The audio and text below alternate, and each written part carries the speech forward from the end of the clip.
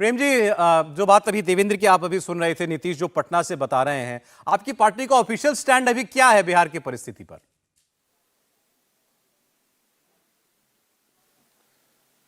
देखिए, देवेंद्र जी राजनीतिक संपादक हैं, राजनीति उनकी समझ बहुत बेहतर है। जी। उनकी राजनीति की समझ को आत्मसात करने का मैं भी प्रयास कर रहा हूं और भारतीय जनता पार्टी परिस्थितियों पर नजर रखे हुए है। जिस तरह की बिहार में परिस्थितियां हैं, जिस तरह पर्चियां फट रही हैं, पर्चियों को फटते हुए देख रहे हैं हम लोग भी कि पर्चियां कहां तक फटती हैं। नहीं, आप केवल किनारे खड़े होकर देख रहे हैं, इसमें कोई भूमिका आपकी नहीं है।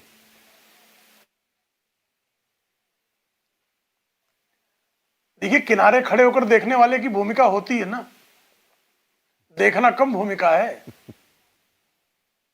जी। देवेंद्र, जो प्रेम शुक्ला जी बता रहे हैं, इतनी भूमिका है बस इनकी?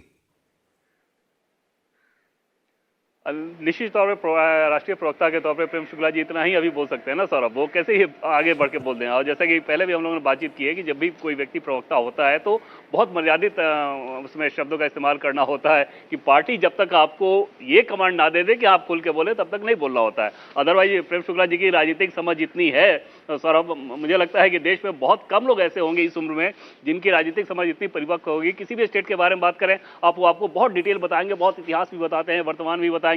ऐसे में बिहार का भविष्य उनको ना पता होगा, ये कैसे संभव है। दूसरी चीज अगर आप देखें तो इसमें बीजेपी का अपना स्टैंड अगर आप देखें तो सौरभ, वाकई पिछली बार जब नीतीश कुमार छोड़ के गए थे उसमें भी बीजेपी का कोई रोल नहीं था। ऐसा कुछ भी नहीं हो रहा था जिसके चलते नीतीश कुमार बीजेपी से अलग हुए। जितने आरोप लगाए गए थे उसका कोई मतलब नहीं था नीतीश कुमार की तरफ से जो भी आरोप लगा। और अब जब नीतीश कुमार दोबारा वापस आ रहे हैं बीजेपी में, तो बीजेपी तब अब भी वही खड़ी है जहां पे तब खड़ी थी। और उस लिहाज से आप समझ सकते हैं कि इन लोगों के बीजेपी के स्टैंड में जो गंभीरता आपको दिख रही है, जो धैर्य दिख रहा है, उसके पीछे वजह क्या है? नहीं, इतना तो अंतर आ गया स्टैंड में प्रेम जी आपकी पार्टी के। अमित शाह जी का सार्वजनिक मंच से स्टेटमेंट था अप्रैल 2023 में कि मैं स्पष्ट कर देना चाहता हूं नीतीश कुमार जी के लिए हमारी पार्टी के दरवाजे हमेशा के लिए बंद हो गए। आज सुशील मोदी कह रहे हैं दरवाजे हमेशा के लिए कभी बंद ही नहीं होते। जी,